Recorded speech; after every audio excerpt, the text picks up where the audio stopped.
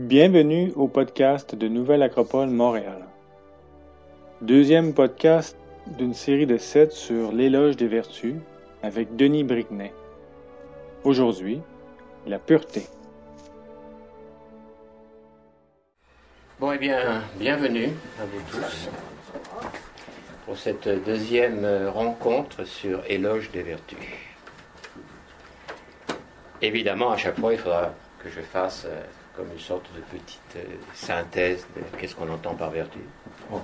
Et sans véritablement reprendre tout ce qui a été dit avant, sinon on en finit pas. Vous avez vu que dans le programme, il y en a 7. 7 pour commencer cette première partie du cycle des vertus qui va continuer pendant un certain temps. Vous êtes à Nouvelle Acropole, j'espère que vous le savez, qui est une école de philosophie à la manière classique, avec une très belle définition que personne ne comprend, d'où la nécessité, là aussi, d'apporter quelques explications.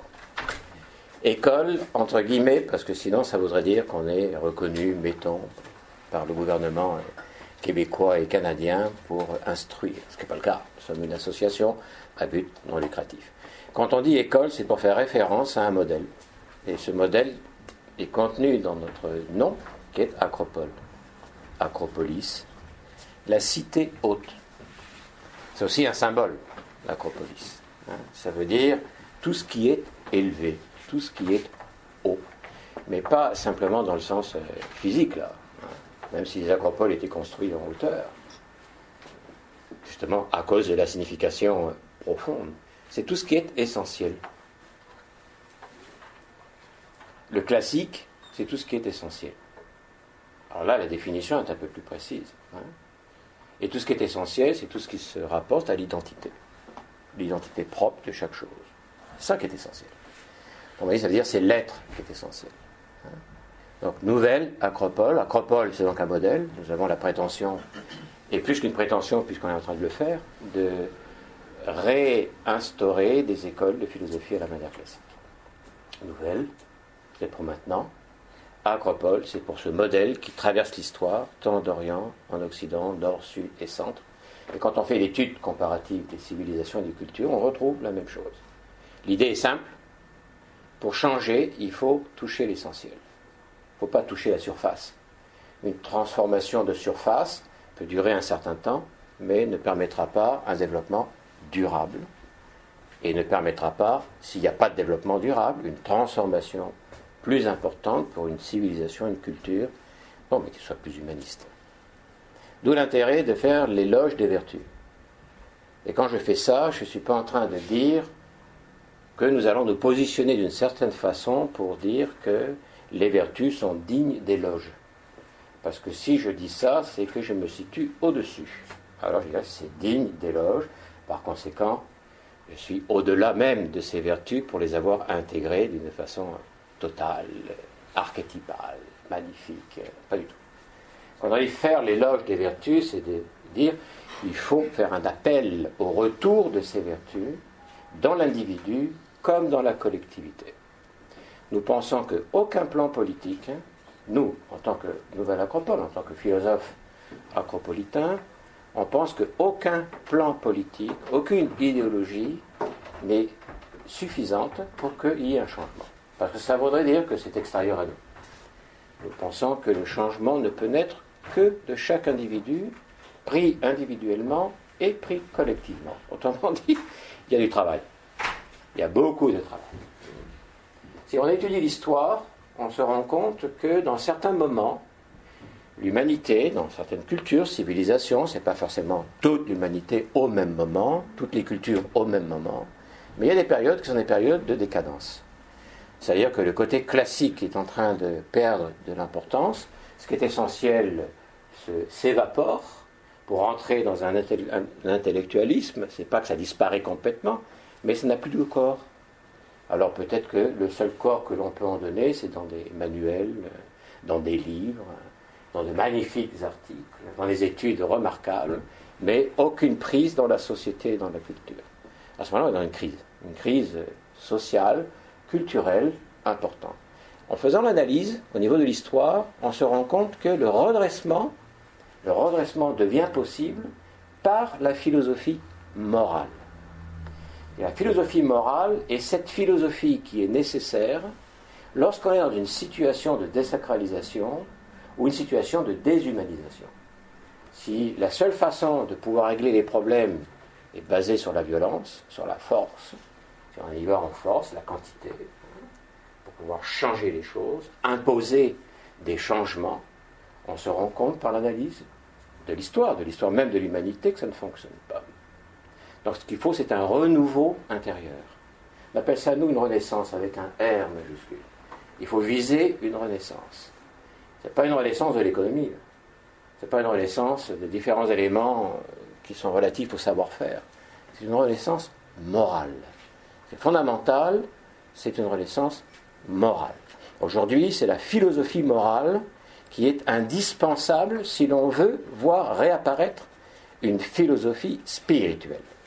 Et tout à l'heure, je vais d'ici peu vous faire un petit dessin là pour situer le cadre de ces 7 vertus que nous sommes en train de vouloir faire l'éloge.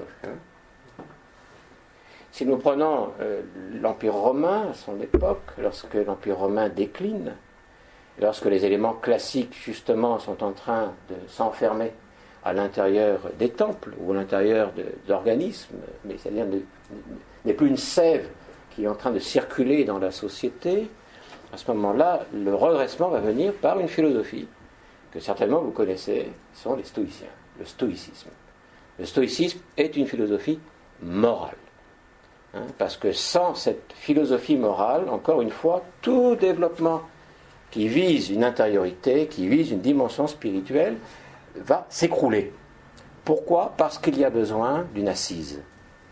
Pour la philosophie spirituelle ou la philosophie métaphysique, c'est-à-dire ce qui est au-delà du physique, ce qui rentre plus à l'intérieur de l'être, des essences, une réflexion qui est plus profonde, mais pas simplement pour y réfléchir, là. Sinon pour que cela puisse être un sang, une sève qui circule dans tous les aspects de la société, il faut une assise morale, il faut des piliers moraux. Il y en a un certain nombre, parce que quand on prend un temple, par exemple, il n'y a pas que simplement que 4 piliers, que 4 colonnes, non ? Il y en a un bon nombre, sauf pour les banques aujourd'hui, où effectivement, à l'extérieur, il y en a 1, 2, 3 ou 4, mais à l'intérieur, il n'y a plus rien. Il faut avoir l'image qui est l'image d'un temple, qui est avec un péristyle, avec tout un développement, sa hypostyle, etc., qui est constitué de multiples colonnes.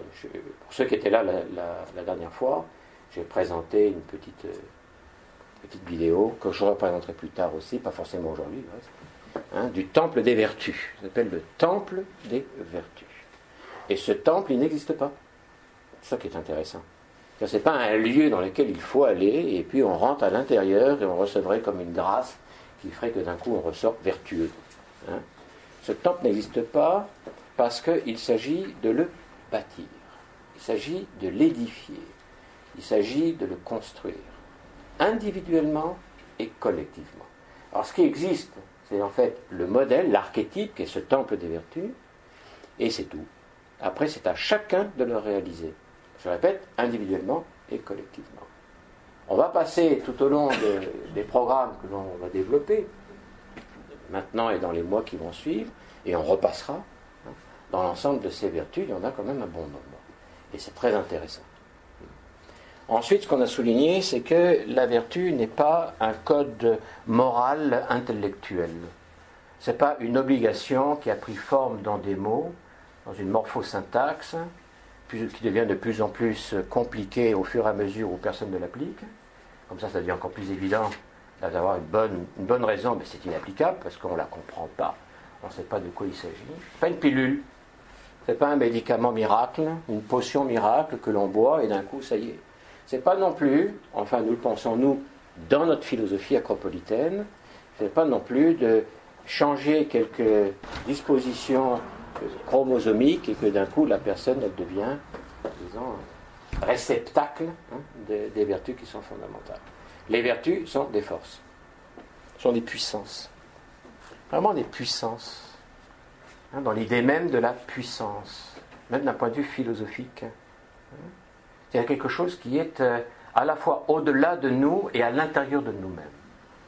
Les vertus, saisies de cette façon-là, c'est le nom que l'on donne aux lois universelles, aux principes universels, à tout ce qui est universel. C'est-à-dire tout ce que l'on peut retrouver dans l'étude, quel que soit le plan, le milieu dans lequel on se situe. Donc ce sont des instruments. Instrument, la racine étymologique se rapporte à la même que construire, et par conséquent détruire, construction, structure, quelque chose qu'il faut édifier en soi-même et autour de soi-même. Ce sont des forces qui existent au-delà de nous et à l'intérieur de nous-mêmes. C'est ce qu'on appelle précisément la dimension spirituelle. La dimension spirituelle à l'intérieur de chacun, c'est avant tout une puissance. C'est la voix du silence, comme certains textes nous le disent. C'est quelque chose à l'intérieur de nous, qui est la voix de la conscience, qui nous parle, de certaines façons. D'une façon plus au travers de formes non rationnelles que des formes rationnelles, comme quand on lit un livre, etc. Ce que l'on voit par l'analyse des traditions spirituelles d'Orient comme d'Occident, c'est que chaque individu possède cet ensemble de forces. Cet ensemble de forces, de puissances, définit l'humain. Pour ça qu'on commence par le septenaire des vertus, parce que c'est un rapport étroit avec la constitution septenaire de l'être humain, qui est une constitution que l'on retrouve présente dans toutes les traditions spirituelles, sous une forme ou sous une autre, mais c'est présent, c'est une constante. Et ceci se rapporte à l'ensemble des pouvoirs, qui sont les pouvoirs d'être un être humain. Le pouvoir de devenir, de s'assumer, d'être pleinement un être humain. Alors c'est sûr que c'est une réflexion qu'il faut aussi avoir, c'est quoi un être humain ? On ne va pas revenir sur ça, mais c'est quelque chose qui doit être constant pour nous. Faut pas simplement, il faut, pour avoir une bonne démarche dans le but de répondre à la question qui suis-je, avoir une bonne vision de qu'est-ce que je suis. Ça va ensemble. Le qu'est-ce que je suis va aller avec la quête de qui suis-je. C'est pour ça que c'est important de bien réfléchir sur le qu'est-ce que je suis et d'être capable de se définir, voilà, moi personnellement, indépendamment de la philosophie X, Y, Z, indépendamment de la culture, de la civilisation que l'on considère, indépendamment de ce que pensent mes amis et mes ennemis, si j'en ai, et aussi si j'ai des amis, peu importe, c'est une définition à laquelle chacun d'entre nous doit intimement arriver.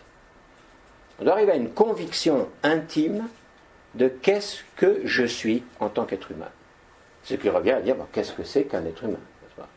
Parce que c'est cela qui va créer le territoire de la quête de qui suis-je. Si jamais je veux faire du vélo, un conseil qui est important, je crois, c'est, comme première chose, d'avoir un vélo. Après, la manière avec laquelle je vais pédaler et où je vais aller, c'est une question qui est personnelle. Mais d'abord, il faut avoir l'instrument, savoir qu'est-ce que c'est et comment ça fonctionne. C'est important. Donc ça veut dire que les 7 vertus fondamentales qu'on est en train de présenter dans cette première portion du cycle correspondent à la constitution humaine telle que les traditions spirituelles d'Orient et d'Occident, du Nord, du Sud et du Centre, nous ont transmises. Autrement dit, c'est de la valeur. Parce que le temps est ce qui sanctionne le mieux ce qui a de la valeur. Avec le temps, les choses qui ne sont pas enracinées dans le réel, qui ne sont pas illuminées par ce qui est essentiel, par ce qui est vrai, s'effritent. On peut peut-être maintenir en mettant un cadre social, culturel, strict, pour forcer les gens à rester là pendant un certain temps, mais ça s'éclate. On en a de très bons exemples avec les idéologies du XXe siècle. Je crois que ce sont des enseignements qui sont assez clairs. Alors les sectes dont je vous parle se rapportent à 2 philosophies, même si chacune de ces philosophies ne sont que 2 aspects de la philosophie, avec un phi majuscule, c'est-à-dire amour de la sagesse. Amour de la sagesse, désir de la sagesse, pratique de la sagesse. C'est ça ce qui fait la philosophie à la manière classique. C'est ça qui fait école. C'est pas un lieu où simplement l'on parle. C'est pas un lieu où simplement l'on ressent. C'est pas un lieu où simplement on exprime notre adhésion à un certain nombre de principes. dont on est capable de donner une définition rationnelle, intellectuelle qui se tient, et dont on peut exprimer l'éloge, dont on peut exprimer l'amour. C'est pas ça simplement. C'est ça, oui, mais c'est plus. Ce qui est plus, c'est la mise en pratique. C'est pour ça que la philosophie à la manière classique est un mode de vie. C'est un mode de vie, c'est un style de vie. Dans une école de philosophie à la manière classique, c'est cela que l'on apprend, un style de vie, un mode de vie, pour servir à un idéal, et qui est l'idéal de l'humanisme.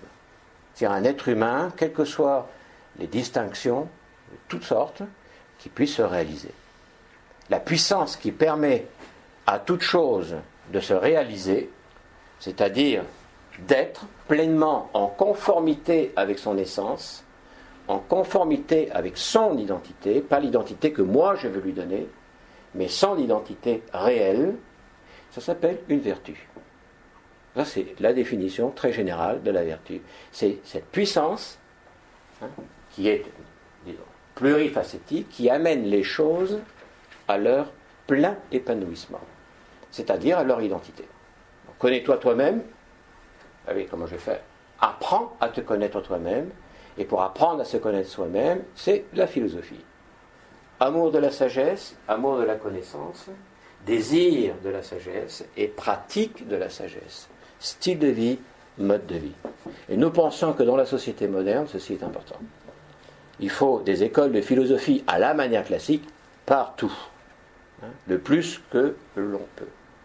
Parce qu'on a besoin, non pas d'une révolution, mais d'une renaissance. La renaissance de l'humain. Alors voilà comment est-ce qu'on peut présenter les 7 vertus que nous voyons et que nous sommes en train déjà de développer. Alors c'est un triangle qui en fait est supporté par 4 colonnes. On va faire ainsi. C'est un schéma facile, non seulement à réaliser, mais aussi à comprendre. C'est un temple. C'est le schéma essentiel du temple des vertus. Et là où c'est important, c'est que les 4 colonnes sont des colonnes. Ce sont des colonnes qui, par conséquent, sont constituées, comme vous le savez. Ce n'est pas des monolithes. Bon, bref, ce sont des colonnes qui sont constituées par des morceaux qui s'encastrent les uns les autres d'une manière verticale. C'est-à-dire que les 4 colonnes nous parlent d'une élévation. Tout ça sont des vertus. Il y a 7 vertus, il y en a 4 qui impliquent une élévation, une construction qui s'élève. Ce qui, de toute façon, est la signification du verbe construire, ou édifier. Édifier, les racines étymologiques, ça veut dire construire sa propre demeure, sa demeure d'être. Construire cette demeure dans laquelle je puisse me sentir être, et pas simplement exister. C'est-à-dire que j'ai besoin de me construire. C'est un cheminement qui est un cheminement qui est actif, qui m'implique moi. Sinon, comme disait Marc Aurèle, qu'on a déjà cité la semaine dernière, ou la dernière fois que l'on s'est vu, c'est si je ne suis pas construit, on va me construire. On va me construire par la publicité, on va me construire par les idéologies, par les politiques, par l'opinion, par tous les moyens qui sont des moyens de communication. On va véhiculer quelque chose qui dit c'est ça qu'il faut être. Voilà quel est le bon comportement. Tout le reste, non, ça c'est le bon comportement. Il faut être dans la ligne, n'est-ce pas ? Est-ce qu'il existe un bon comportement ? Oui. En anglais, c'est behavior. To behave, c'est-à-dire être, avoir. Ils ne disent pas to have be, mais to behave. Ce qui est prioritaire, c'est to be. Et ensuite, c'est avoir. C'est tout. Parce que c'est l'être qui va déterminer la manière avec laquelle on va chercher à avoir. Donc ce qu'il faut d'abord, c'est chercher à être. Mais pas chercher à être en fonction de l'avoir. Comme on l'a vu déjà au niveau de la générosité. Il ne s'agit pas de donner pour l'image. Il ne s'agit pas de donner pour la séduction. Il ne s'agit pas de donner en se sentant souffrir parce qu'on va perdre quelque chose. Il ne s'agit pas de donner parce qu'on l'a en abondance, en surabondance. On a trop. J'en ai trop, je donne. Tant mieux. Je ne dis pas qu'il ne faut pas le faire. Je dis que ça ne correspond pas à la générosité. À celle qui est une des 4 vertus fondamentales qui constitue le temple. Mettons qu'on la mette ici, je vais mettre simplement le G, qui ne fait pas de moi un franc-maçon. La générosité. Non, c'est donné précisément par une force irrépressible du cœur, de l'âme. La générosité fondamentale nourrit, elle développe, elle enrichit. C'est ça, c'est la générosité du cœur, n'est-ce pas? Bon, bref. En tout cas, ça veut dire que ce n'est pas par l'image. Ce n'est pas non plus faire semblant. Hein? Ce n'est pas non plus pour essayer de camoufler quelque chose. La générosité, comme les autres 4 vertus fondamentales, nous parle d'authenticité.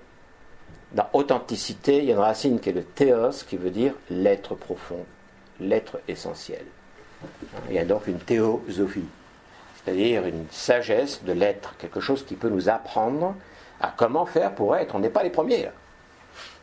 C'est pas qu'avant, je ne suis pas l'adepte de l'ère du Verseau, comme quoi c'est maintenant que ça va se passer, ou d'ici peu. Et avant, non. Donc la grande chance, c'est d'être né en dessous de cette lumière. Donc les autres, les pauvres. Ils n'ont pas eu de chance. Tu vois. Et ceux qui vont suivre non plus. Ceux qui ont les chanceux, c'est nous. Tout ceci sont des déformations. Non, non, pas du tout. Là. Alors, quelle que soit l'époque, quel que soit le lieu, quel que soit l'âge, quelle que soit la couleur, quelle que soit la situation sociale, quel que soit le niveau de culture générale, peu importe, il y a possibilité de grandir. Il y a possibilité de s'élever, possibilité de se construire en tant qu'être. Évidemment, être humain, pas être carotte ou être animal, être humain. Donc ces 4 qui sont là forment la philosophie morale. Bon, j'ai marqué phi, M, pour dire philosophie morale. En haut, les 3 qui sont là, c'est philosophie spirituelle. Hein? C'est-à-dire, par exemple, métaphysique. Pourquoi aujourd'hui la métaphysique est inexistante? Parce que de toute façon, elle n'a aucun corps. Elle n'a rien sur quoi s'appuyer. C'est-à-dire les 4 colonnes, c'est pour permettre, une fois qu'on les a construites, de développer une philosophie spirituelle. C'est pour ça qu'il y a une philosophie morale qui est initiale. C'est-à-dire se construire soi-même, avoir un style de vie qui fasse que ces vertus fondamentales deviennent une réalité. Dans ma vie, mais pas par force, ni par séduction. C'est-à-dire ni la force, ni la séduction, mais par lumière. Par profonde compréhension, par profonde adhésion et par profonde intériorisation jusqu'à en faire un corps de vie, un style de vie. Donc là, c'est personne qui nous force. C'est une lumière qui nous impose, quelque part, une lumière qui est une lumière de l'être. Donc voilà, les 4 qui sont là. Pour la générosité, on en a parlé, présenté la dernière fois. Ici, maintenant, c'est laquelle qu'on est en train de voir là? Ah bon, on dit ça. La pureté. Et la 3e? Il n'y a aucun ordre. Hein. Vous n'avez pas le programme? C'est marqué dans le programme. Mystique. Bon, on peut mettre un M. GPM. Et puis, la 4e? J'ai Heidi. Heidi, c'est important, l'identité. L'identité.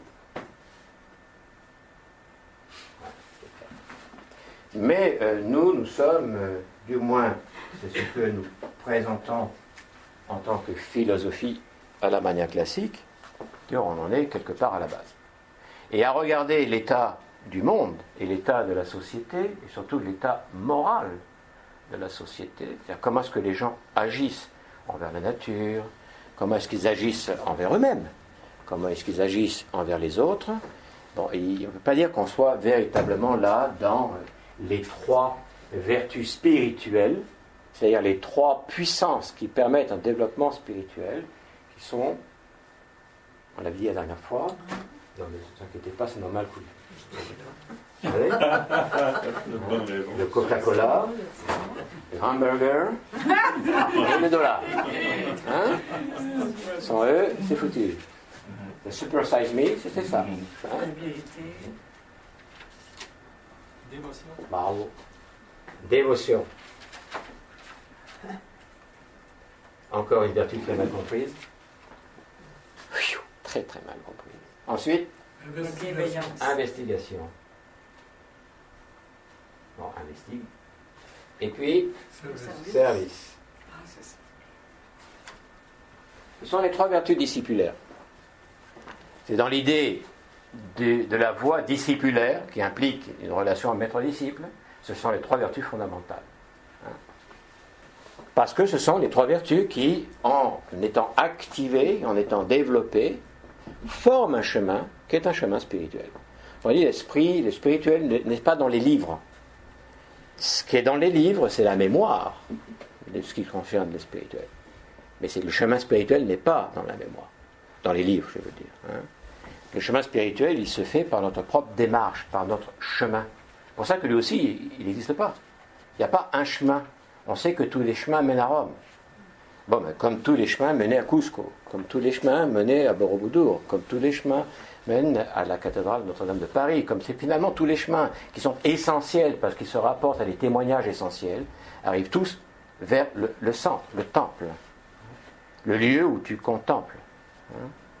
Parce qu'il faut contempler. Une vertu, c'est quelque chose que l'on contemple.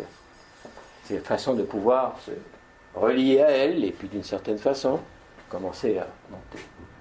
Parce que la vertu, mettons de la générosité, elle est là. C'est-à-dire le chapiteau. Fondamentalement, ce sur quoi peut s'appuyer d'une façon cohérente les prérequis pour la voie intérieure, pour la connaissance de soi. Nous, sinon, on n'a pas beaucoup de succès à l'heure actuelle en tant qu'école de philosophie armanienne classique, c'est à cause de ça. On n'est pas en train de dire développons l'esprit et le reste va suivre après. On est en train de dire non, il faut développer le support moral, l'assise morale. Ça, c'est support moral, c'est assise morale. Et les quatre vertus qui sont là sont quatre vertus fondamentales qui se rapportent à la personnalité humaine, à notre personnalité, dans le sens aussi de la philosophie à la manière classique, ou philosophie spirituelle, c'est-à-dire le corps physique, le corps énergétique, le corps émotionnel, et puis la raison. C'est ce dont quoi on est constitué. Symboliquement, la terre, l'eau, l'air et le feu. Donc on a les quatre éléments qui sont là, on a les quatre dimensions qui sont là. Il faut en créer une bonne assise, il faut les développer, parce que c'est ce qui va créer l'harmonie, la force de sustentation, la cohérence, sur laquelle peut s'appuyer correctement les choses. Et vous voyez que c'est aussi une fonction de l'équilibre. Parce que si, mettons, les colonnes ne sont pas à la même hauteur, alors le temple s'écroule. Donc il y a une question d'équilibre et de développement global, simultané. Ce qui fait la valeur d'un individu, c'est sa résultante morale. C'est-à-dire le cinquième point, la résultante morale entre les quatre. Alors, si la personne a générosité, moi d'abord, les autres après, alors ça veut dire que là, ça doit se situer un petit peu avec un petit chantier de pierre ici. Si au niveau de la pureté, ça veut dire les blancs sont purs, et puis tous ceux qui ne le sont pas, c'est ce que je te dise, c'est karma. Ils ont fait l'erreur de naître à l'équateur, non? Comme il y a été une théorie en anthropologie qui le disait. C'est-à-dire que les gens qui étaient les plus intelligents, c'était les blancs parce qu'ils sont nés dans le nord. Mais depuis qu'on descend vers l'équateur, dans ce cas-là, on commence à avoir la couleur de la peau qui change à cause du soleil, et aussi...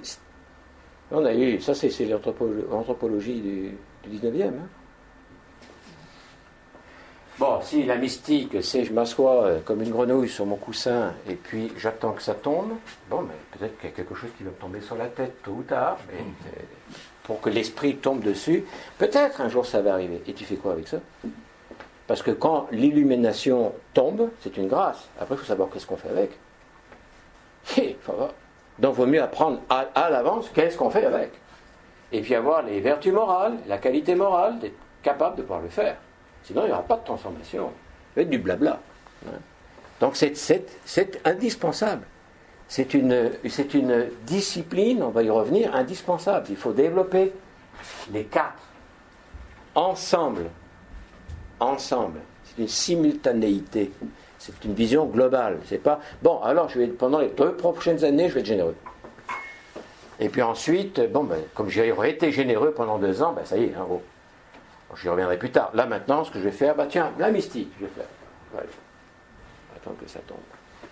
On va voir ce qu'est la vertu mystique, qui n'a rien à voir avec ce qui est véhiculé d'une façon générale, mais qui est quelque chose d'indispensable. Et puis, l'identité. Donc, tout ça en même temps. Bien. Donc, aujourd'hui, ce qui nous intéresse, c'est cette colonne-là. Bon, si on ne perd pas de vue le schéma général, on va comprendre que tout ceci est interactif, et encore une fois, que les quatre doivent se développer ensemble. Bien. Donc, nous allons parler maintenant de... oui, peut-être une chose aussi, quand j'ai parlé de philosophie morale et de philosophie spirituelle, on peut aussi placer ici la morale, et ici placer l'éthique. Éthique et morale sont deux éléments différents. Et on a un problème facile à comprendre. Pourquoi y a-t-il un manque d'éthique? Il y a un manque d'éthique parce qu'il y a une faiblesse forte en philosophie morale. Ce sont des appels. Chacun appelle à l'autre d'être ce qu'il n'est pas, du point de vue de la morale et de la vertu. C'est plus facile de se disculper par inculpation.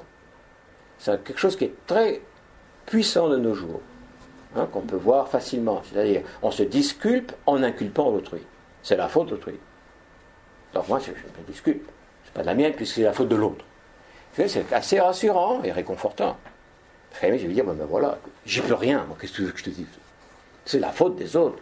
Du temps, de la planète, de l'univers, d'un tel, d'une telle, de la crise de ceci, de cela. Qu'est-ce que tu veux? On n'est pas nombreux. Comment moi tout seul je peux faire quelque chose? Donc c'est la faute du nombre. C'est la faute que l'humanité est trop nombreuse. Là. Si on était 2 ou 3 dans l'humanité, ça serait plus facile. Ouais. Je me disculpe en inculpant. C'est pas j'inculpe, je disculpe, j'inculpe. Autrui. Je lui donne, c'est toi le coupable. Non, c'est pour me disculper que je fais ça. Et ça arrive à un tel point que, moi, je m'enferme dans une bulle. Et puis, je n'écoute plus la radio, en tout cas, je ne cherche plus les nouvelles, je n'essaie pas de pouvoir avoir la présence dans le monde dans lequel je suis, qu'on appelle l'attention, et qui est un des éléments qu'on a rattaché avec la générosité. Vous vous rappelez? La générosité, il y a 3 forces, 3 puissances qui sont l'attention, c'est générosité plus attention. L'attention, c'est la vigilance. C'est-à-dire qu'il faut être vigilant au monde dans lequel on vit, parce qu'il ne s'agit pas de donner pour donner, il s'agit de donner avec intelligence, il s'agit de donner à ceux qui en ont besoin, il s'agit de reconnaître quels sont les véritables besoins. Il ne s'agit pas de donner parce que quelqu'un demande, il s'agit d'avoir l'intelligence, qui est aussi une fonction de la conscience supérieure. La générosité par courtoisie, ou non, générosité et courtoisie, c'est générosité et attention, générosité et courtoisie. Ça veut dire tout simplement la sensibilité pour les règnes du vivant, tous les règnes vivants. Une sensibilité dans la nature qui n'est pas l'écologie intellectuelle, qui est une réelle sensibilité. Parce que ce sont des êtres vivants. Le vivant végétal, le vivant animal, le vivant humain, et peut-être le vivant de forme que l'on ne perçoit pas, mais qui cependant sont là. Exemple, le vivant de la planète Terre. Parce que sans sa vie à elle, on n'est pas là. Et finalement, générosité et sacrifice.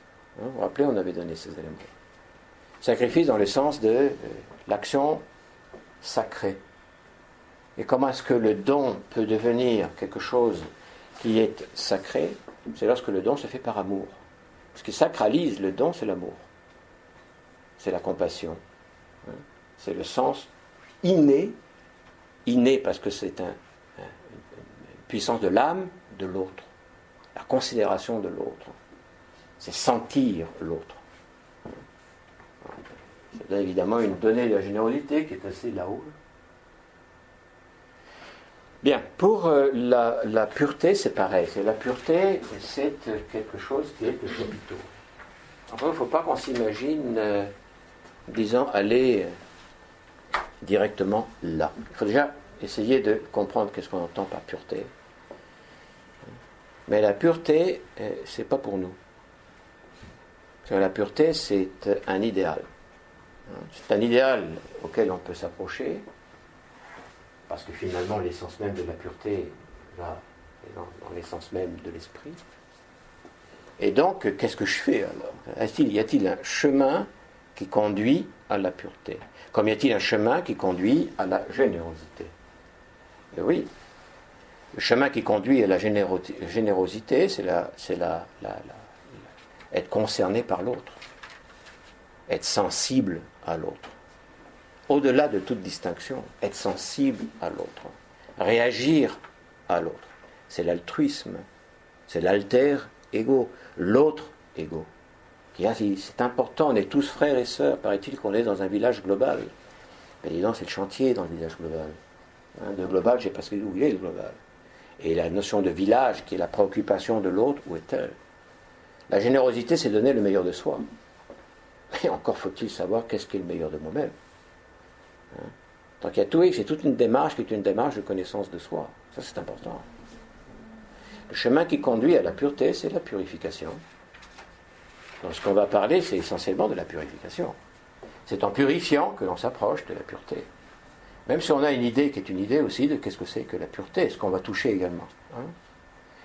Ce que je voudrais faire, je ne le ferai pas systématiquement, mais là, je pensais que c'était intéressant, parce que ça m'est venu aussi à un moment donné, là. Si vous présentez un très court extrait, vraiment très très très court extrait d'un film, qui n'a rien à voir avec la philosophie, ni non plus avec la quête de la pureté, dit la connaissance de soi. Et donc, je ne me rappelle plus exactement le titre, c'est... comment ça s'appelle ? Enfin, c'est... c'est Jason Bourne, et puis c'est une série de films où ça tire de tous les côtés, enfin, c'est la mise en film des romans de Ludlum. Si vous connaissez, c'est pas grave. Mais dans ce film-là, ce qui est présenté, c'est finalement tous ces pouvoirs qui sont les pouvoirs cachés à la population, et même cachés à ceux qui sont théoriquement les garants de la démocratie. Vous savez, c'est toute l'histoire de la CIA, de tous ces groupements cachés, véritablement, que personne ne sait, et qui sont en train de se combiner des programmes pour, par la force, réussir à obtenir ce que l'on veut. Et là, dans le film, les héros sont des super-héros parce qu'ils subissent des transformations biologiques. Alors, peu importe, ça veut dire qu'il y a quelques héros qui sont là, qui sont des héros, entre guillemets, et qui sont envoyés en mission secrète pour casser tout, pour que le pays puisse se garantir le pouvoir. Bon. Donc je vous prendrai juste un petit extrait, parce qu'il y a quelque chose, il y a deux éléments qui vont nous intéresser. Alors d'abord, c'est la petite vidéo, et après, je vais vous présenter les diapos par diapo, et on va voir qu'est-ce qu'on en pense. Hein? On va peut-être éteindre la lumière, numéro 1, parce que ce que j'ai fait, c'est que j'ai filmé l'écran de mon ordinateur. Donc c'est pas brillant la qualité de l'image qui va sortir. Et puis il y a le son aussi, mais enfin, surtout, comme c'est en anglais, vous allez regarder les sous-titrages. Allons-y.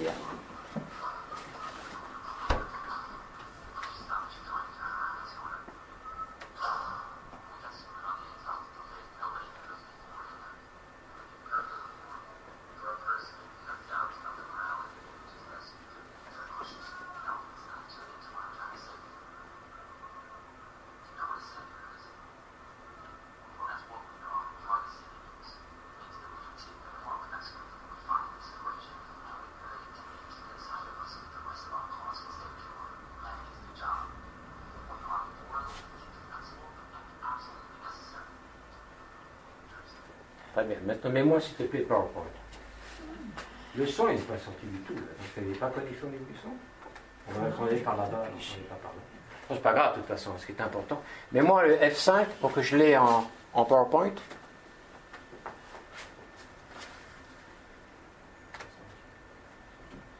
Ben, sinon, on va le là-haut, là, diaporama, et puis on va y arriver. Des mangeurs de péché. Vas-y. Au-dessus, la diapositive suivante, s'il te plaît. C'est ce qu'on est, des mangeurs de péché. Ce qu'on trouve de déchet moral. dans cette équation. Le déchet moral. Ce qui veut dire que toute la dimension morale est considérée comme un déchet. C'est clair, c'est net. Ce sont des éléments que l'on peut très très bien voir au-delà des films dans ce que nous vivons aujourd'hui. Déchet moral.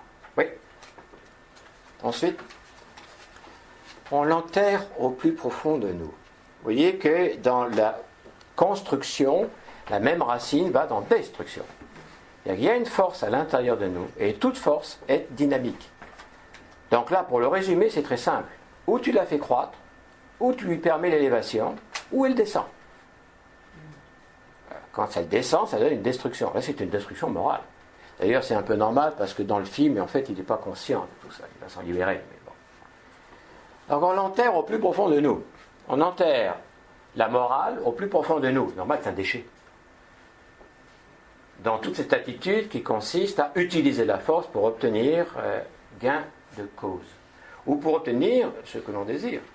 Peut-être que quand même aussi de temps en temps on le fait, nous, ça, à notre dimension. De forcer un peu la dose par-ci, par-là, parce qu'on désire ça. Et que ça nous prend à l'intérieur comme une passion. Et que finalement, c'est un petit égoïsme passager. Pas en gros, là, un petit. Et bon, quand on se laisse aller par là, de toute façon, la force passionnelle est une force qui, justement par définition, est plus forte que la possibilité de la conduire. Oui. Alors on l'enterre au plus profond de nous. Oui. C'est ça notre travail. Oui. C'est pour ça que tous ceux qui reviennent un peu de ces missions ont quelques problèmes après. Est-ce que celle d'avant est passée? C'était la précédente, c'était? Bon, voilà. Non, très bien. La suivante. Ça, c'est une clé. Ça, c'est une clé qui traduit la modernité. On est moralement indéfendable. Moralement, mais indéfendable, forcément. C'est pour ça que la morale, c'est des déchets. On va le cacher là et on va utiliser tous les moyens modernes pour présenter. C'est la faute de l'autre. Vous savez, vous vous rappelez l'histoire des armes de destruction massive. On en a trouvé plein. Hein. Et après, voilà. Ou alors, on camoufle. C'est l'histoire du camouflage. On va le revoir tout à l'heure parce que c'est un des problèmes au niveau de la purification. Le camouflage. Ce qui est très difficile de nos jours, c'est la reconnaissance de l'erreur. L'aveu est très difficile. Si vous regardez bien, personne n'avoue. C'est rare d'avouer. D'avouer sa limite. D'avouer son erreur. Pourquoi? Parce que si j'avoue mon erreur, je suis en train d'attaquer moi-même mon image. L'image que je veux projeter à autrui, que je veux projeter sur les autres. Parce que cette image-là, qui n'est pas la mienne réellement, qui n'est pas mon symbole, cette image-là, c'est celle qui veut dire le succès, l'excellence. Je suis dans la ligne. C'est à réfléchir. Moralement indéfendable et absolument nécessaire. Et le genre de... On ne peut pas faire autrement. C'est l'économie. C'est la situation, c'est les Arabes. C'est l'islam. C'est la religion. C'est la secte. C'est le voisin. On ne peut rien faire. C'est le Coca-Cola. C'est le pissenlit. C'est la limace. C'est l'univers. On ne peut rien faire. Subissons. Et soyons de bons stoïciens. Non, pas stoïciens. Disons épicuriens. Hein, oui, épicuriens. Dans la compréhension que l'on a, voilà, ça m'intéresse là. Parce que grâce à l'épicurisme tel qu'on le définit et qu'on le développe, ça veut dire que je vais pouvoir satisfaire mes jouissances. Puisque c'est ça qui est la voie du bonheur. On n'a pas du tout lu ce qu'est Épicure. On fera une activité aussi sur ça. Non. Ça ne marche pas comme ça. Absolument nécessaire. Très bien, donc c'est une grande justification. On est content. C'est bon comme pouvoir de se disculper. Écoute, c'est sûr qu'on prend ces moyens-là, tu comprends, on attaque les villages, on détruit la population, la culture des pays étrangers, pas une autre. On emmène toutes nos poubelles là, de toutes nos ordures qui tuent la nature, qui tuent le végétal, qui tuent les animaux. Tout ce que nous produisons, on mange tout ça, et puis après il y a l'exhibit, c'est le truc, tu donnes une cuillère au cheval, il meurt dans les 3 secondes qui suivent. Qu'est-ce qu'on fait de tout ça? On va mettre ça dans des conteneurs, parce que c'est impossible de vivre avec ça, et puis on va les donner au tiers-monde. et Pierre, et Carr et compagnie. Et on va pas crever, hein. Crèvent les autres, pas nous. Parce qu'en plus, on les aide. Parce qu'en échange de ça, alors on peut les aider. Vous voyez le système? C'est-à-dire, est-ce que c'est moralement défendable? C'est moralement indéfendable. Mais on va dire, absolument nécessaire. On va mourir, nous. Oh.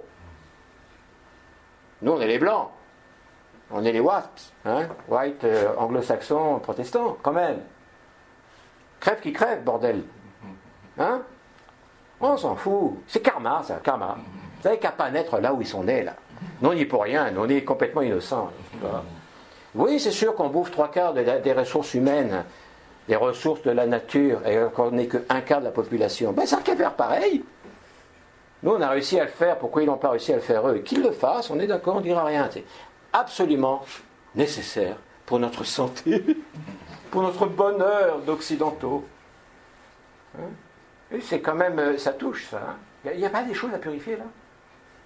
Il n'y a pas des visions à purifier? Il n'y a pas un cœur qui est à purifier? Il n'y a pas une âme qui est à purifier? Il n'y a pas un intellect qui est à purifier? Il y a une purification qui est à faire. Qu'est-ce que tu parles de pureté là? C'est un archétype, c'est une étoile dans le ciel, la pureté. Nous, il faut qu'on commence par la purification. Et la purification dans tous les plans qui constituent notre personnalité. Physique, énergétique, émotionnelle, sentimentale et rationnelle. Parce que ce sont les 4 colonnes.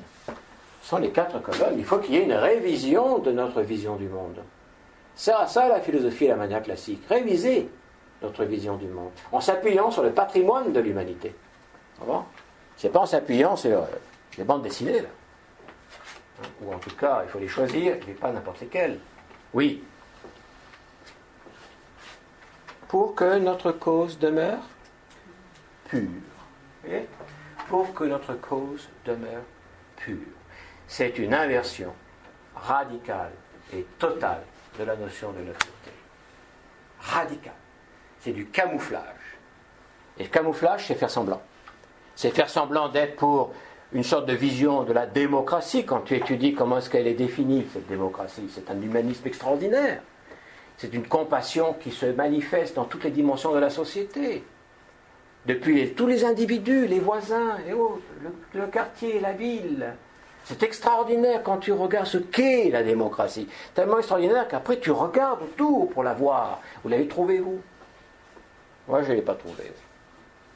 Même là où nous sommes. Hein. C'est une démocratie à géométrie extrêmement variable, extrêmement réduite, qui est une illusion. Parce que si c'était vraiment ça, qu'est-ce que veut le peuple? Veut quoi le peuple? Il veut l'harmonie, le peuple. Il veut l'amour. Il veut la culture, il veut la civilisation. Il veut la paix, le peuple. C'est un pourcentage extrêmement réduit de gens qui sont des belligérants, là. Le peuple veut la paix. C'est pour ça que oui, il y a une philosophie populaire. Vraiment populaire. Pas populiste. Populaire. Et quand on touche le cœur des gens, ce qui sort est une lumière. C'est une vision magnifique. Alors, comment se fait-il? On est dans une démocratie. Comprenez? Il faut secouer notre mental. Il faut dépasser nos limites. C'est ça, justement, la purification. Parce que vous verrez tout à l'heure qu'une des 4 actions du chemin de la purification, c'est aérer. Il faut aérer. Il faut aérer. Il faut aller au-delà de ses limites. Il faut ouvrir de nouveaux horizons. Mais des nouveaux horizons essentiels. Pas pour se perdre, pas pour oublier, pas pour fuir, pas pour séduire, pas pour jouir, mais pour voir plus clairement. Parce que qui a aujourd'hui le pouvoir de l'histoire? Nous qui sommes vivants, nous qui sommes incarnés. On ne va pas demander aux grands-pères, à l'arrière-grand-père, surtout s'ils sont décédés, ni non plus à nos futurs petits-enfants qui ne sont pas encore nés, de faire le nécessaire. Parce que c'est exactement ça qui se passe. On a fait la bombe atomique, il y a beaucoup de déchets, des déchets moraux aussi, pas mal. Vous savez qu'on a quand même jeté, nous, ici, Nord-Américains, 2 bombes atomiques sur une ville. On a oublié ça? On l'a mis où, là? On l'a enterré à l'intérieur de nous-mêmes. Un pays qui est porteur de la liberté, de la fraternité, et qui a utilisé, mais d'une façon abominable, la force comme jamais. Hein. C'est la force au maximum qui peut être utilisée. Allez, 2 bombes sur un village, sur une ville. C'est fou ça, non? Mais on continue d'être bercé dans des illusions. C'est à nous. Nous devons réagir. Alors, il faut réagir de la bonne manière. Et réagir de la bonne manière, c'est révaloriser, mais avec détermination, force et action, la dimension morale.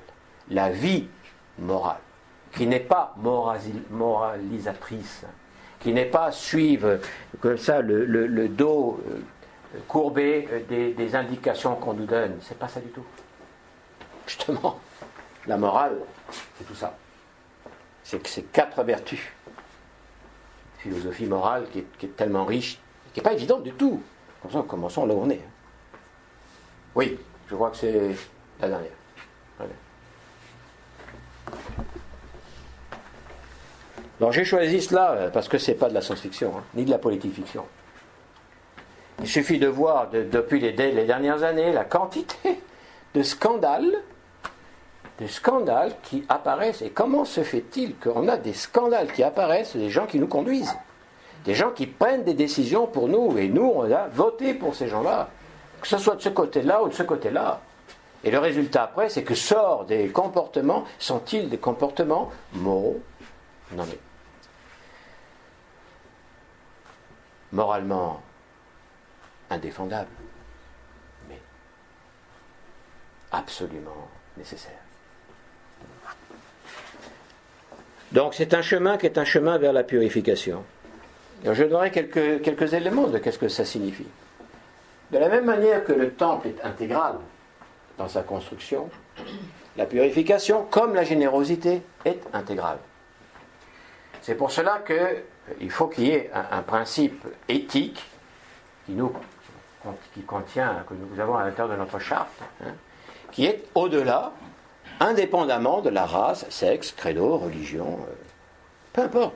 Si la générosité est, elle est. Elle n'est pas dépendante. Si elle est dépendante, elle n'est pas. C'est quelque chose d'autre qui est, et dont la générosité va dépendre. Donc elle est conditionnelle.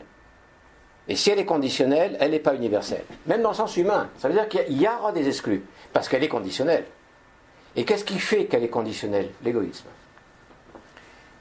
Et l'égoïsme, de la même manière que c'est un handicap majeur pour la générosité, ça l'est aussi pour la purification. La purification est intégrale.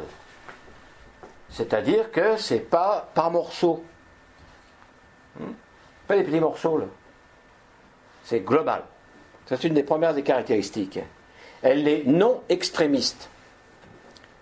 C'est-à-dire, si je tombe dans un extrême, comme d'ailleurs n'importe quel extrémisme, ça ne marche pas. Pour ça qu'elle est globale aussi. Ou disons, parce qu'elle est globale, elle n'est pas extrémiste. Parce que ce qui est extrémiste, c'est ce qui n'est pas global. On se met d'un côté. Là, aujourd'hui, ce matin, c'est là. Et dans 2 jours, non, c'est ici. À l'envers. Elle est balancée d'un bord à un autre. Extrémisme, c'est ça l'extrémisme. L'extrémisme, ça donne les fascismes, dans le sens contemporain du terme, pas dans le sens politique, parce que rares sont les gens qui sont capables d'expliquer ce que c'était la politique dans les siècles précédents. Ça veut dire, c'est de faire une totalité un cas particulier. Ça, c'est le totalitarisme. Je totalitarise. C'est-à-dire, j'ai quelque chose et j'en fais une doctrine totale. C'est rassurant. Dès l'instant que je pense que c'est total, donc j'ai hissé par moi-même quelque chose de partiel à l'universel. Je suis Dieu. Alors, Nietzsche a raison. Dieu est mort. Il n'y a plus besoin. C'est moi qui prends un petit bout et qui le généralise à la totalité. Magnifique. Je suis un cosmocrator. Voilà. Donc c'est rassurant. C'est-à-dire que bon, mais il n'y a rien d'autre à faire. Je suis dans la ligne. Il y a orgueil, il y a vanité. Ouh, très mauvais ça. Et pour la générosité et pour la purification. Sans parler de la mystique, parce que si en plus on en fait une mystique, des statues, tu sais, on a vu des gens qui se font leurs statues. On a aujourd'hui des gens qui se font eux-mêmes, disons, l'apologie. Ils ne sont pas morts. C'est c'est normal, hein, si tu réfléchis à l'intérieur de leurs pensées, c'est qu'ils sont un peu embêtants, et embêtés surtout. Ils sont embêtés parce que je vais mourir et on va me faire l'apologie, comme ce qu'on a fait avec Parisot. On a expliqué, c'est un homme d'État, c'est ceci, cela, tout le monde a dit que c'était extraordinaire. Je ne veux pas mettre en doute que quelque part c'est vrai ce qu'ils ont dit, hein. Mais le truc c'est qu'il aurait peut-être pu dire, mais oui, mais moi je ne vais pas entendre ça, je suis mort. Je voudrais entendre l'éloge, mon éloge personnel. Donc, il vaut mieux que je la fasse de mon vivant. Alors, je suis tellement content quand il va y avoir mon étoile, là, qu'on va mettre sur le trottoir des stars. Non, mais en toute humilité, évidemment. Vous en faites trop, je vous en prie. Le branding personnel, l'image personnelle. Là, l'image personnelle, ce sont des bactéries qui mangent la pierre, hein, et qui fait que tout s'écroule. Quel est le pire des défauts? C'est une phrase qui est une phrase, je n'invente pas. C'est une phrase qui fait partie de notre patrimoine. Le pire des défauts, c'est l'orgueil. Vous savez pourquoi? Ils vont nous donner l'explication. Parce que l'orgueil est le seul défaut qui s'attaque au bien, là où tous les autres s'attachent au mal pour qu'il se réalise. Vous voyez la différence? Les autres défauts vont s'attacher au mal. C'est de l'essence, tu sais, pour que ça se réalise. C'est-à-dire le mal dans le sens que ça ne correspond plus du tout à l'éthique ou à la morale. C'est le pire des défauts parce qu'il s'attaque au bien. Waouh! Là où tous les autres s'attachent au mal pour qu'il se réalise. Donc ça veut dire que c'est une attaque directe au bien. Est-ce que ça existe aujourd'hui? Oui, bien sûr. Bien sûr, il suffit de regarder comment est-ce qu'on traite, hein, tout ce qui peut apparaître dans la culture et la société comme une lumière humaniste, une lumière profonde, une lumière qui se base sur des choses qui sont vraiment cohérentes, qui sont solides. Bon. Il faut se méfier de l'orgueil et puis de ses enfants, la vanité et l'arrogance. Ça, c'est une triade, hein, qui peut ici être associée à la perversion des valeurs spirituelles. Nous, à Nouvelle Acropole, en tant qu'école de philosophie à la manière classique, ça on regarde. Et on le regarde pour nous. Ça fait partie de notre miroir. En tant qu'apprenti. C'est-à-dire, est-ce que nous sommes libérés de l'orgueil? Sommes-nous libérés de la vanité et de l'arrogance? Non. Très bien. Continuons de travailler. Il faut purifier. Il faut purifier ses intentions. Il faut purifier ses mobiles. Il faut purifier sa sensation. Pour purifier sa sensation, il faut développer le sensoriel, c'est-à-dire l'art et la science des sens. Entendre, voir. Entendre et voir en même temps. Toucher, voir, entendre en même temps. Goûter, percevoir. Il faut affiner cela. Et on ne l'affine pas en se mettant 2 haut-parleurs à fond la caisse dans les oreilles. En étant une musique industrielle. Parce que le corps, lui, donc il va se programmer. Il va vite demander à sa programmation, et vite, il faut consolider les choses. Comment? Devient sourd. Assourdit tout ça. Il faut apprendre à voir, il faut apprendre à sentir. Il faut faire une pratique. C'est les pratiques de philosophie de manière classique. Il faut pratiquer au niveau du corps, au niveau de la terre, au niveau de l'eau, au niveau de l'air, au niveau du feu. Il faut pratiquer ces 4 éléments. C'est une alchimie, c'est un chemin alchimique. Mais il faut le mettre à la base. Pas de vanité, pas d'exaltation, ni banalisation. Il faut apprendre à être tranquillement. On progresse. C'est comme ça que les choses vont changer. Donc on est un peu loin. Hein. C'est pas une pétition de principe. C'est pour ça que la pureté, c'est pas... Il y a 2 écarts, il y a 2 extrêmes.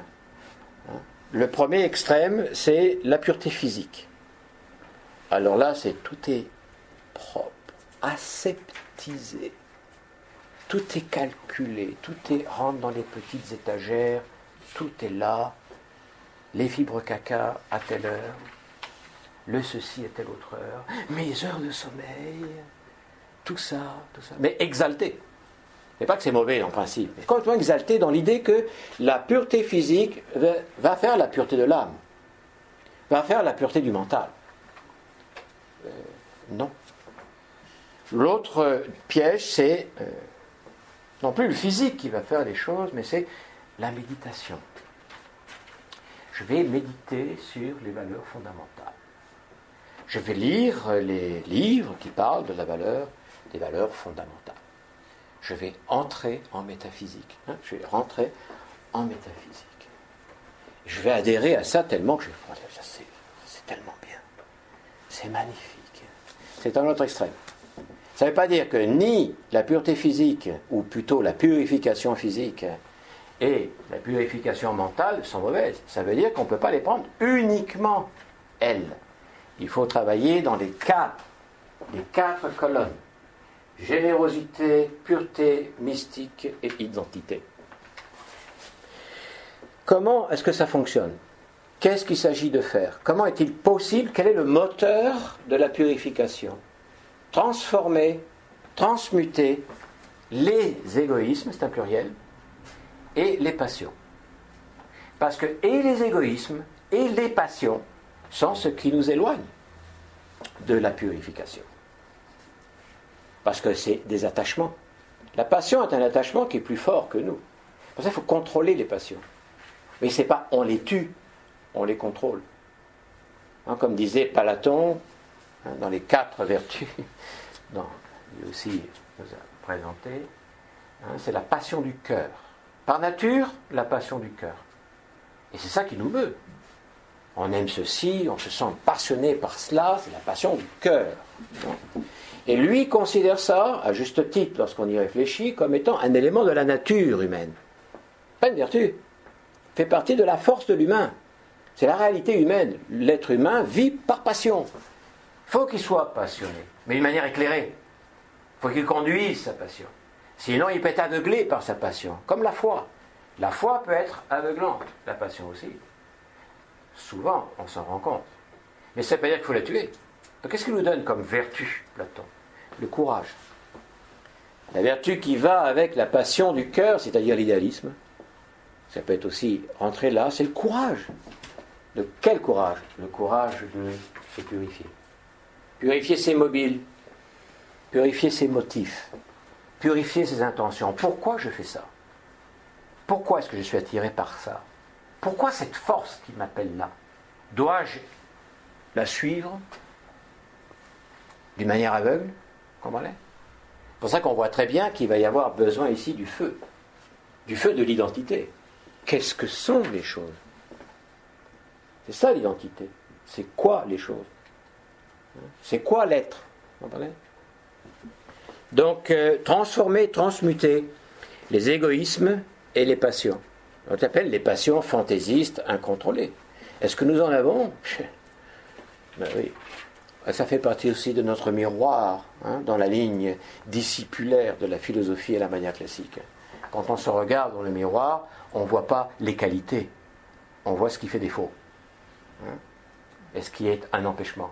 Sinon, ça devient narcissique. C'est pas parce qu'on est dans une école de philosophie à la manière classique qu'on est le sommet. Non, on essaie d'être la base. Ça, c'est très clair, c'est très important. Il faut avoir les Kauravas de la Bhagavad Gita devant soi. Et ils ont tous notre tête. Un peu comme dans le film d'Excalibur, quand il se fait attaquer par l'armure et autres, et que finalement elle est creuse, elle est vide, mais avant ça, quand il ouvre, avant qu'il l'ouvre, il voit que c'est lui-même. C'est lui-même. Nous sommes notre pire ennemi. C'est pas simplement moi qui le dis. Mais ce faisant, nous sommes notre meilleur ami aussi. Voyez ? Donc c'est ça, l'énergie de construction, c'est l'amitié. De destruction, c'est l'ennemi. Alors comment est-ce que cette transformation et cette transmutation peut se faire ? Par le feu de la volonté. Voilà ce qu'on nous dit. Par le feu d'une volonté infatigable. Quand je regarde ce qu'est la volonté déjà, c'est quand même un monument. En plus de ça, quand on nous dit qu'il faut qu'elle soit infatigable, alors là je suis déjà fatigué, rien qu'à la pensée de qu'est-ce que ça peut représenter. Alors j'ai dit, ils sont tous fous. Pourquoi demander ou donner une méthode qui est impraticable ? Ah mais c'est pas fini. C'est-à-dire que cette volonté-là est archétype. Parce que la définition de la volonté, dans cette perspective, dans cette philosophie spirituelle, c'est la puissance d'être. Bon, je l'avais déjà dit la dernière fois. La puissance d'être. Voilà ce qu'est la volonté. La puissance d'être soi-même, avec un S majuscule. La puissance d'être sa propre identité, sa réalité. Oui, mais je ne la connais pas, ma réalité, c'est le Graal. Il faut partir à la quête. Et partir à la quête du Graal, c'est aussi à la conquête de moi-même. C'est une quête-conquête. La quête du Graal suit la conquête de moi-même. C'est pour ça qu'il y a toujours une symbolique, et une symbolique chevaleresque. C'est une symbolique du combat. Dans la Bhagavad Gita, ils s'entretuent tous. Les chevaliers à la table ronde, pareil. Voilà. On voit après l'Osiris, l'Horus, le Seth, ils se cassent tous la figure. On va chez les Aztèques, chez les Mayas, tout ce qui nous parle de la mythologie, de la transformation, de la transmutation, c'est du combat.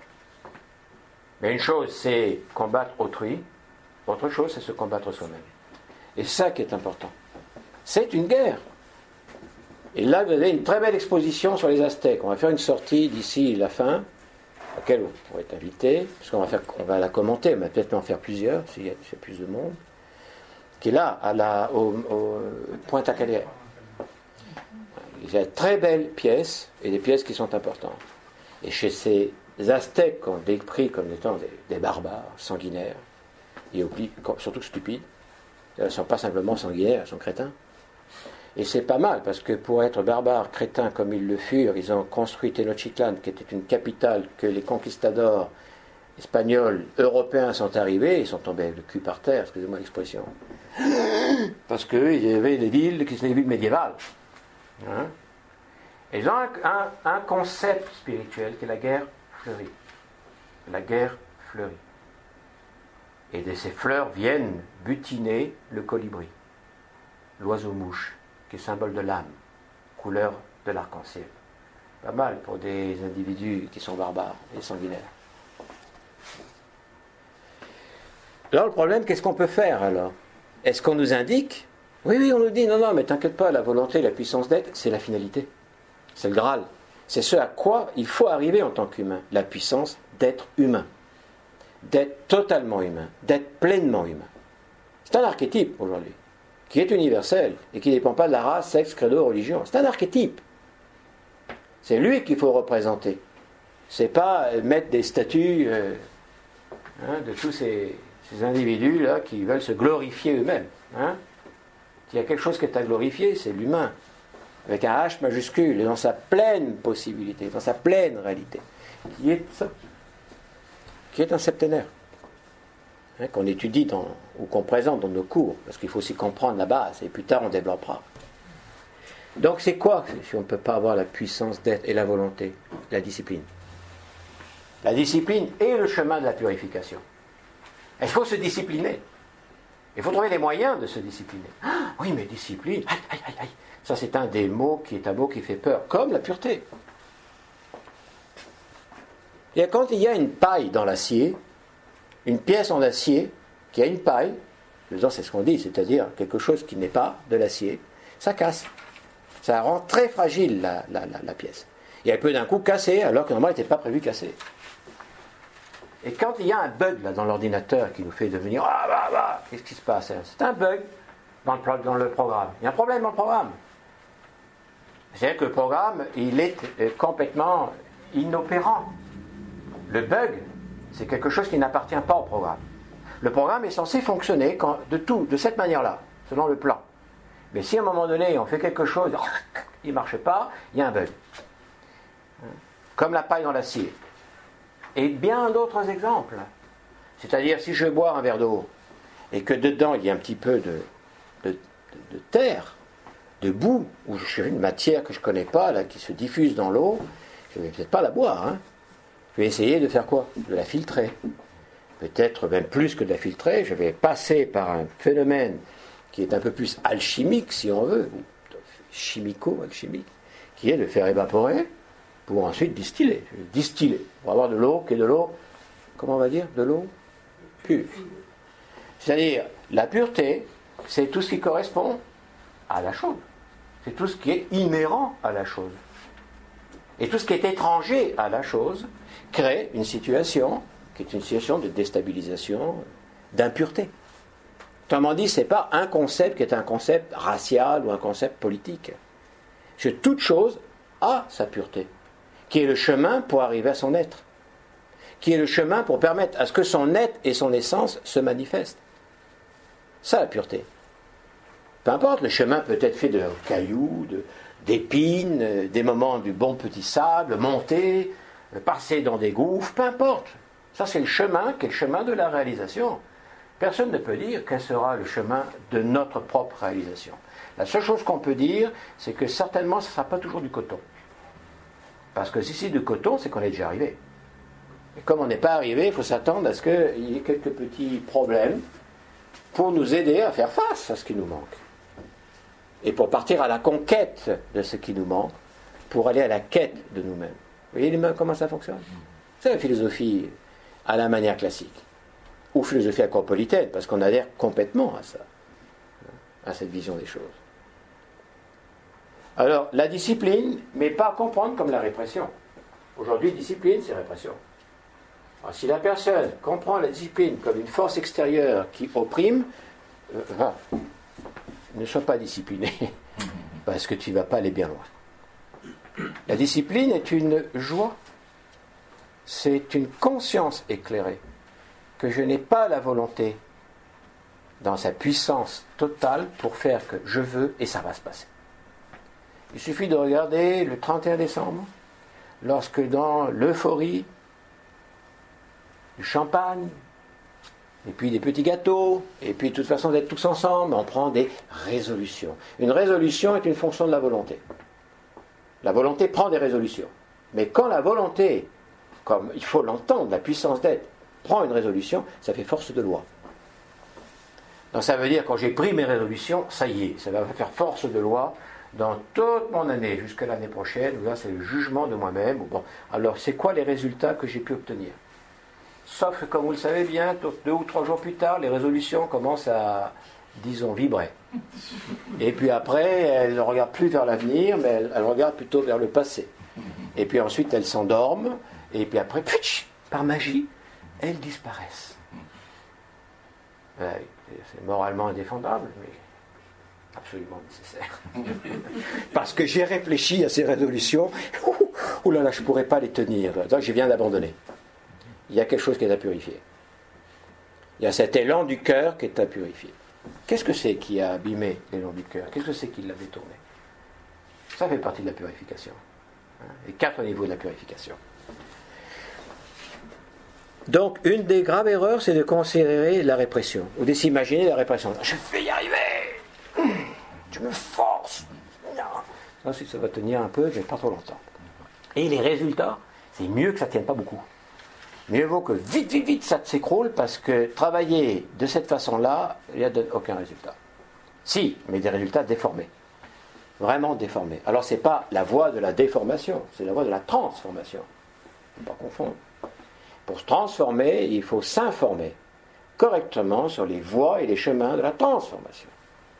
Et ça veut dire passer dans des formes. Ça veut donc dire qu'il y a des formes évolutives au niveau humain. Il y a des formes qu'il faut assumer au niveau de la conscience. Une échelle. Il faut passer au travers des formes. L'autre erreur, c'est la dissimulation. Comme ici, nous sommes des avaleurs de péché. Des sin eaters, des mangeurs de péché. Pour sauvegarder l'apparence, je dissimule. Mais je vais dissimuler bien. Pourquoi faire? Je ne vais pas commencer non plus à dissimuler ce qu'il faudrait que je fasse par des choses horribles. Je vais dissimuler par de belles choses.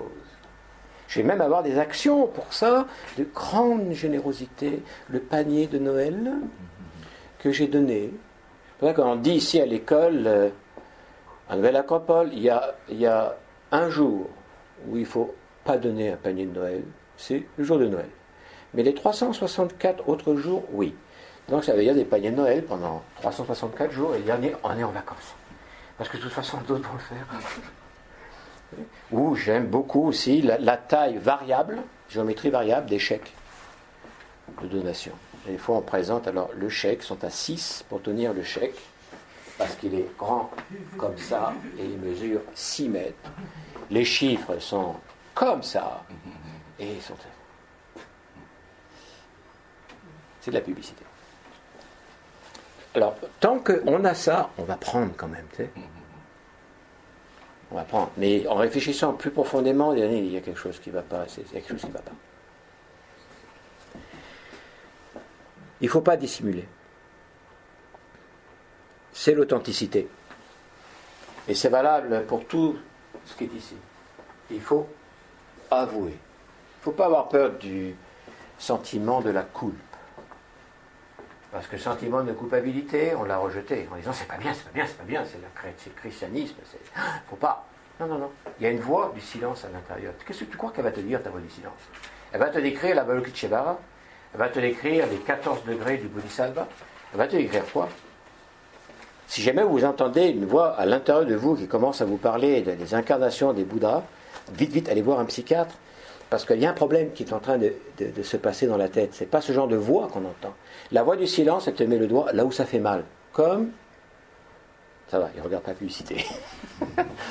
Comme le fameux produit dont on fait la publicité, ça soulage là où ça fait mal. On a fait de la pub. Tu vois? Non, c'est touché là. Parce que si on a du mal à avancer, pourquoi? Parce que c'est parce qu'on est mauvais? Non, c'est parce qu'on ne sait pas quoi faire. On ne sait pas où travailler. Mais si on sait où travailler, alors là, ça va devenir intéressant. C'est-à-dire, voilà notre matière noire du point de vue de l'alchimie. On va pouvoir comment travailler. Donc, il faut bien qu'il y ait quelqu'un, puisqu'on n'a pas conscience, qui nous touche. Salaud. On va commencer à le rejeter. Vous savez, c'est l'histoire de cet individu qui veut chercher l'initiation, le maître. Alors, il voyage partout dans le monde. Et puis finalement, il arrive quelque part et il dit... Maître, je t'ai enfin trouvé, je vais être ton disciple. Vraiment, tu veux être ton disciple?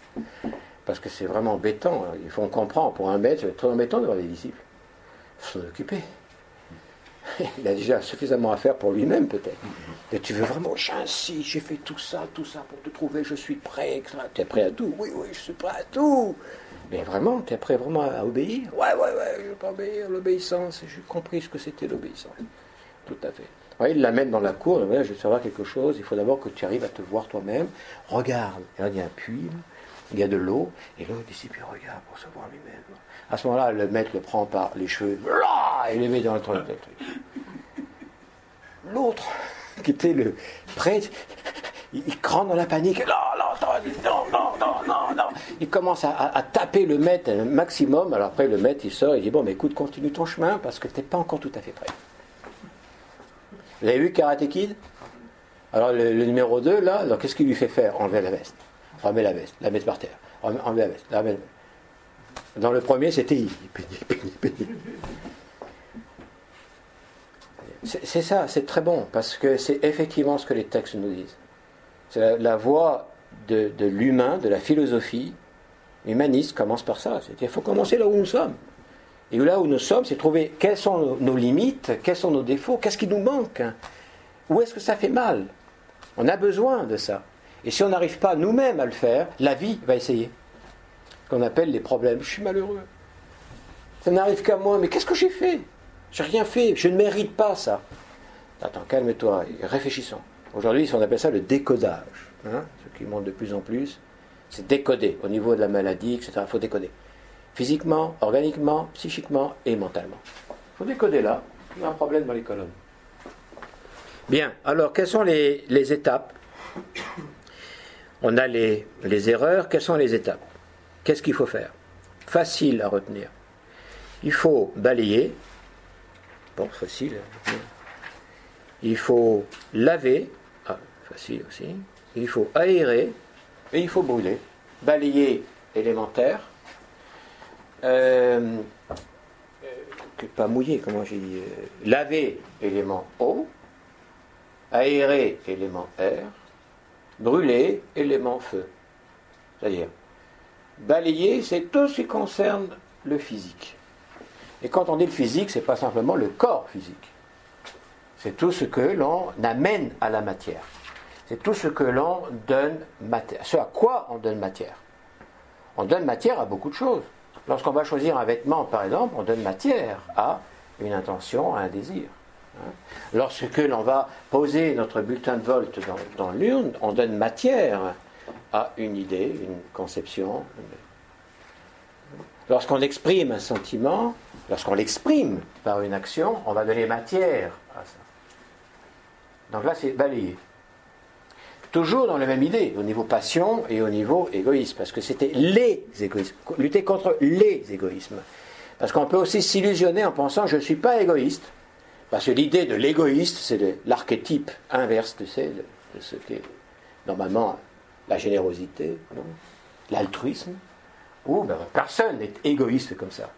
Non, c'est pas ce que disent les textes. Les textes disent que l'égoïsme est la résultante de tous les petits égoïsmes que l'on a. Pour ça, c'est au pluriel. Ah, il y a celui-là, il y a celui-là. Donc, balayer, ça veut dire observer ces petits égoïsmes. Et puis se décider à en travailler un. Et puis après un deuxième. Parce que ce qu'il faut faire, évidemment, c'est obtenir des résultats. Si on n'obtient pas des résultats. Alors, laver, parce que c'est l'énergie, c'est l'eau. Il faut que balayer dans tous les recoins. L'eau dans tous les recoins, parce qu'il faut dynamiser. Il faut apporter l'énergie. Il faut être vital. Il faut avoir une réponse énergétique. Ensuite, aérer, je l'ai dit tout à l'heure, c'est pour donner plus d'espace. À quoi? À la conscience. Il faut aérer la conscience. Il faut donner beaucoup plus de place à la conscience. C'est ça l'intérêt de la philosophie de la manière classique. C'est pas de venir s'asseoir et puis de recevoir un cours. Bien sûr, mais ça c'est la base. Ce qu'il faut, c'est permettre et essayer d'aérer la conscience, d'avoir une autre perspective. Pas comme ça, d'augmenter son champ, d'ouvrir son champ. Il ne s'agit pas de rejeter quoi que ce soit. Il s'agit d'ouvrir son champ. Parce que sous l'ouverture se fait, il va y avoir quelque chose de plus. Brûler, oui, mais pour renaître. Brûler, ça veut dire c'est fini. Ça, c'est terminé. C'est terminé. Pas comme une décision émotive, mais comme une réalité. Une réalité qui va dépendre des autres, de la générosité, de la pureté et de la mystique. On va voir la mystique la prochaine fois. Brûler pour renaître, comme le phénix. Comme le phénix, comme ce magnifique symbole du phénix. Ça veut dire qu'on se donne naissance et renaissance à soi-même. Il y a l'ancien moi brûle pour donner naissance au nouveau moi. Et c'est pas entier, là. C'est dans les petits égoïsmes. Donc il y a plein de petits phénix qui peuvent naître. Un tout petit égoïsme qui a été vaincu, qui brûle, va donner naissance à un phénix. C'était ce qui manquait, là. C'est-à-dire une petite étincelle de générosité. Dans le sens qu'on a vu. Les obstacles. Je les cite, je ne les développe pas. La paresse. La paresse. La violence. Obstacle à la générosité, à la purification. Il ne faut pas se faire violence, mais il ne faut pas non plus être paresseux. L'agressivité, sous toutes ses formes, pas simplement l'agressivité physique, l'agressivité mentale. Il y a beaucoup d'agressivité mentale de nos jours, beaucoup. Il y a une grosse agressivité sentimentale. C'est énorme, il suffit d'écouter la radio pour entendre comment est-ce que des grands qui sont reconnus comme importants, qui parlent tout le temps, qui ont des émissions de radio tous les jours qui durent des heures et des heures, comment est-ce qu'ils véhiculent les choses vis-à-vis de la situation mondiale, par exemple, particulièrement vis-à-vis de ce qui se passe aujourd'hui avec l'islam. C'est fou ce qu'on entend. L'agressivité, ensuite l'égoïsme, bien sûr, on l'a cité, et la volonté de pouvoir, la volonté de puissance. La volonté de pouvoir, c'est qu'est-ce qui donne le pouvoir aujourd'hui? L'argent. L'argent. C'est ne voir que par l'argent. C'est désirer l'argent, carrément, passionnément. Parce que avec l'argent, je peux faire tout. T'imagines, je peux même acheter la morale. C'est extraordinaire, je peux même acheter l'amour. Je peux acheter tout. Qui est-ce qui va refuser si je lui donne, tiens, ça.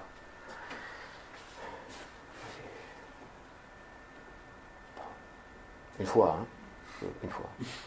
Alors je comprends que c'est moralement indéfendable. Mais j'en ai besoin. J'ai une voiture, là, elle me plaît tellement, elle m'attire. Je suis déséquilibré, je deviens même violent avec mes voisins et autres. Il faut vraiment que je me calme, il faut que j'achète la voiture. Mais la dernière fois, hein, une seule fois. Et après j'irai me confesser, ou j'irai me prendre une bonne douche, et ça va être bon. Puissance, volonté de puissance, c'est-à-dire les armes. La force. Regarde, même aujourd'hui, comment ça se passe. Dans un conflit, les jeunes sortis du bar, ils se poignardent. Il y a qui sont des choses qu'on ne voyait pas avant de cette manière-là. Ou comme récemment en France, d'un coup, on a une tête qui est plantée sur un poteau. Ce sont des choses qui ont déjà existé, mais il faut remonter au Moyen-Âge, et le côté le plus obscur du Moyen-Âge. C'est-à-dire que là, on est en train d'aller dans des choses qui n'ont plus rien à voir avec l'idéologie, plus rien à voir avec les doctrines. Les comportements extrémistes de l'islam n'ont rien à voir avec le Coran. Rien à voir. Et pareil pour les comportements qui sont extrémistes au niveau des idéologies occidentales. Bon, et pour finir, les points positifs. Les armes que la mythologie nous représente souvent comme étant les dons des dieux. Hein? Bon, la première, c'est la générosité. Il faut être généreux avec soi-même aussi. Dans le sens de la générosité tel qu'on a parlé. Mais aussi la générosité lorsqu'elle prend corps. Là. Soyons pas extrémistes. Ne pensons pas qu'on va changer comme ça du jour au lendemain. On est très déficient avec la culture que nous avons reçue, l'éducation qu'on a reçue. Il y a une déficience, c'est sûr. Une déficience culturelle, une déficience pratique. Il ne faut pas s'énerver, on va y aller tranquillement.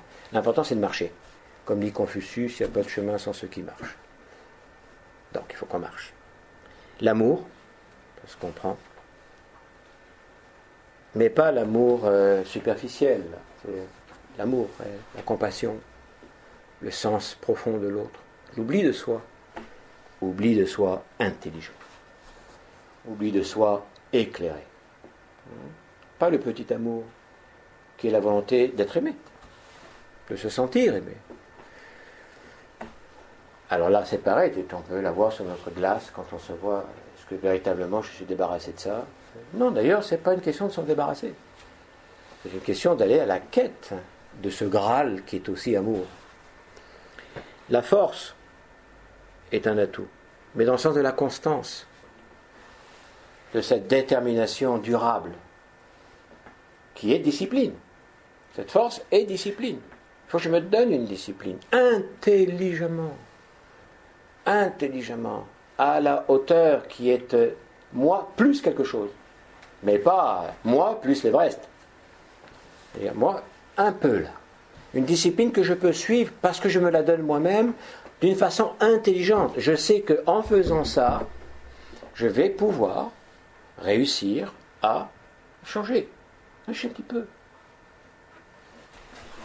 La joie de l'âme ou enthousiasme sont des voies de bonheur, de joie. C'est pas un truc que je souffre. Tu souffres, ne le fais pas. Ne le fais pas.